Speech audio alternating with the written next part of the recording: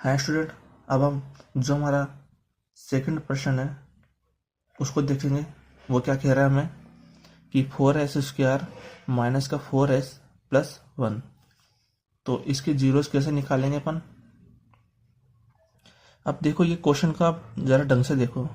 सबसे पहले तो इसे हम क्या करेंगे, जीरोस के इक्वल कर लेंगे। 4s² माइनस का 4s प्लस का 1 इक्वल टू जीरोस कर लेंगे अपन। ठीक है, इसके इक्वल कर लिया जीरोस के।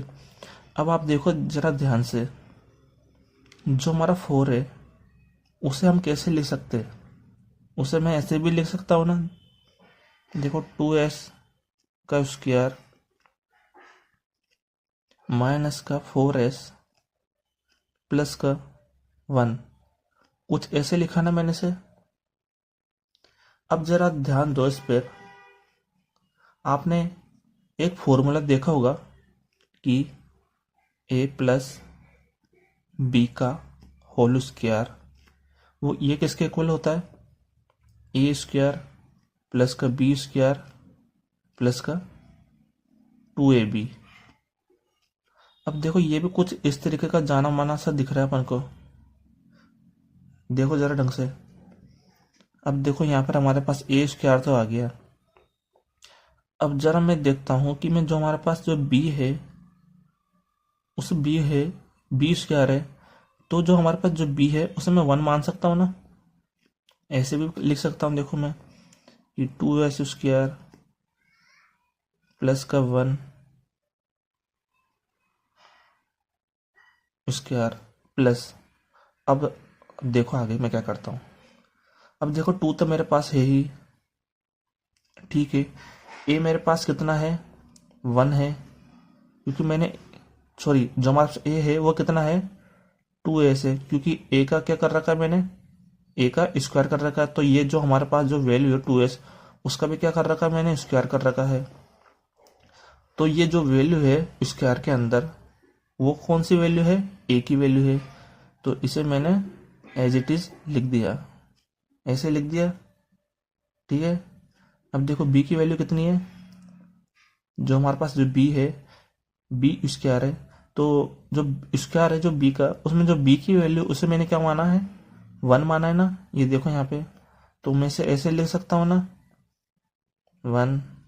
अब देखो ये तो हमारे पास हो गया ए, और ये हो गया बी, और ये हो गया हमारे पास 2। तो ये पूरा कितना हो गया, 2a भी आ गया। अब देखो मैं इसे क्या करता हूँ, जो हमारे पास जो ये इक्वेशन थी a प्लस बी का होल स्क्वायर, इसी को मैं क्या करता हूँ, इसी रूप में जो हमारे पास जो पॉलिनोमियल है उसको क्या करता हूँ मैं, लिखने की कोशिश करता हूँ। तो देखो कैसा आएगा ये, तो 2s, ए की वैल्यू कितनी है 2s, और बी की वैल्यू कितनी है 1, प्लस का 1 इक्वल टू, सॉरी प्लस का 1 का होल स्क्वायर आ गया।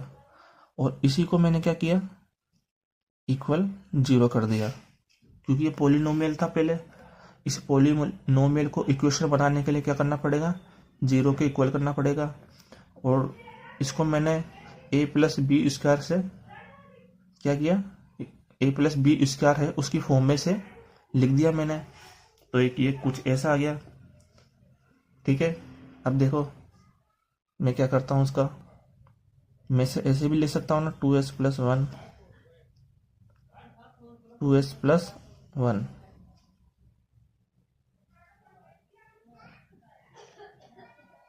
इक्वल टू 0 आया ना मेरे पास, आया। अब देखो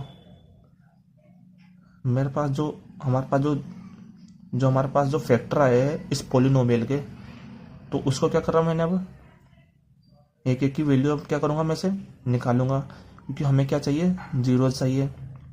तो देखो जब मैं 2s प्लस 1 को 0 के इक्वल करूँगा तो मेरे पास कितना आएगा,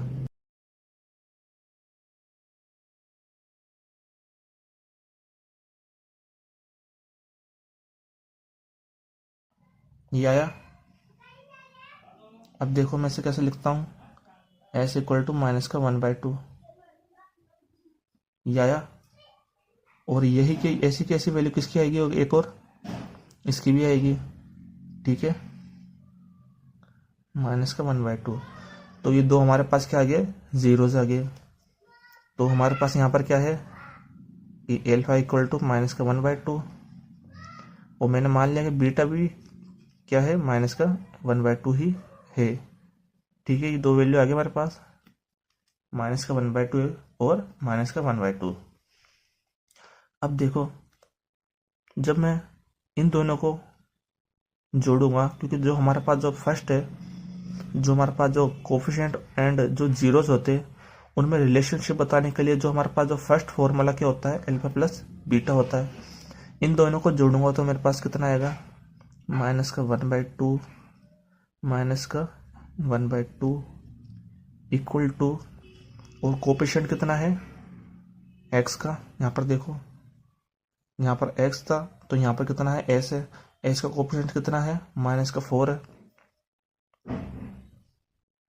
-4 है ही। अंदर माइनस का चिन्ह बाहर पहले से ही है, तो उसे मैंने छेड़ा नहीं है।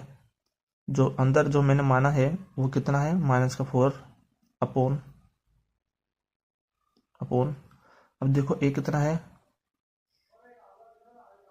जो हमारे पास जो कोफिशिएंट होता है एक्स स्क्वायर का, वो कौन सा होता है, 4 है, यहाँ पर 4 है। अब देखो जरा, एक सेकंड रुको, जो हमारे पास जो इक्वेशन आई है, ये यहाँ पर जो थोड़ा सा मेरे से, एक सेकंड देखो, यहाँ पर माइनस का चिन्ह लग रहा है अंदर, तो यहाँ पर भी क्या आएगा, माइनस का चिन्ह ही आएगा, है ना। यहाँ पर भी क्या आएगा, माइनस का चिन्ह ही आएगा। तो इसे थोड़ा सा सही कर लेना।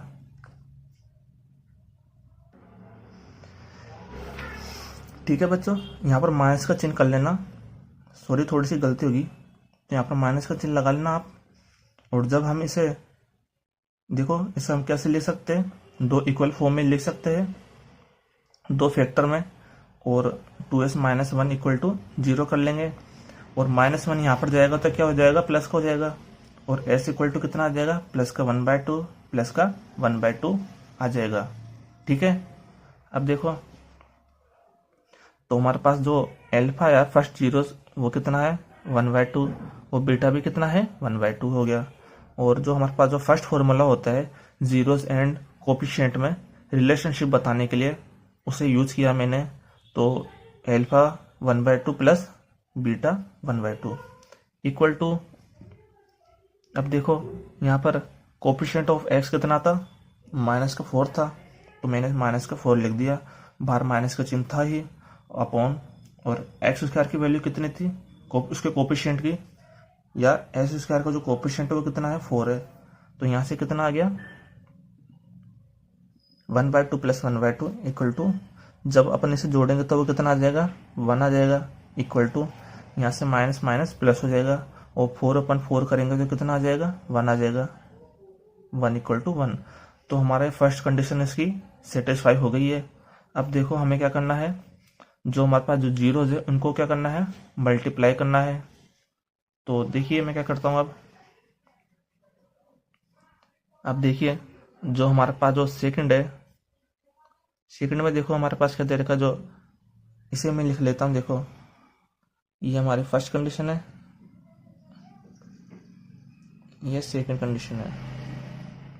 अब देखो जो हमारे पास जो सेकंड कंडीशन है उसमें क्या कर रहा है कि एल्फा जो दो जीरोज है उन्हें मल्टीप्लाई करना है। तो इन दोनों को जब अपन मल्टीप्लाई करेंगे तो वो कितना आ जाएगा, 1/4 आ जाएगा, क्योंकि 1/2 गुणा 1/2 इक्वल टू कितना होता है, 1/4 होता है, इक्वल टू सी कितना है, कांस्टेंट टर्म कितनी है, 1 है, तो यहाँ पर 1 आ जाएगा, अपॉन, और एक्स स्क्वायर का कोफिशिएंट कितना है, 4 है। ये देखो जो हमारे पास एक्स स्क्वायर है, लेकिन यहाँ पर एक्स की क्या जगह क्या दे रखा है, एस दे रखा है, तो एक्स स्क्वायर का कोफिशिएंट कितना है, 4 है, 1/4, ठीक है, क्योंकि एक्स स्क्वायर का कोफिशिएंट कितना दे रखा है, 4 दे रखा है, तो 1/4 इक्वल टू 1/4। और ध्यान रखना इस फॉर्मूले को यहाँ पर यूज करना, ठीक है। तो ऐसे ही हमारा सेकंड क्वेश्चन हो गया। अब इसको हम थर्ड को भी देखेंगे।